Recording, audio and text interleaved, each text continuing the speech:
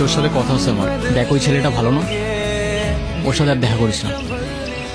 ও ভালো না তুই কেমনে বুঝলি? প্রবলেম তো ওর মধ্যে না, প্রবলেম তো আমার মধ্যে। তুই সেদিন বললি না আমি তো রিলেশনশিপের ম্যাটেরিয়ালি না, তাহলে ওর মধ্যে কি প্রবলেম? তোর জন্য পারফেক্ট না।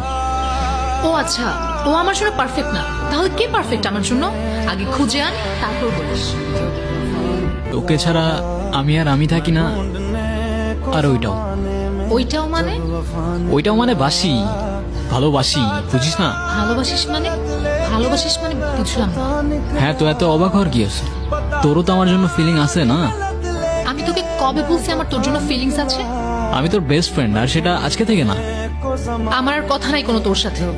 আচ্ছা ঠিক আছে, সব বাদ দে, ফ্রেন্ডশিপটা ভাঙিস না অ্যাটলিস্ট। ফ্রেন্ডশিপ থাকুক, কিন্তু আগের মতো আমার সাথে আর কথা বলিস না, অযথা আমার ইমোশনস বেড়ে যাবে।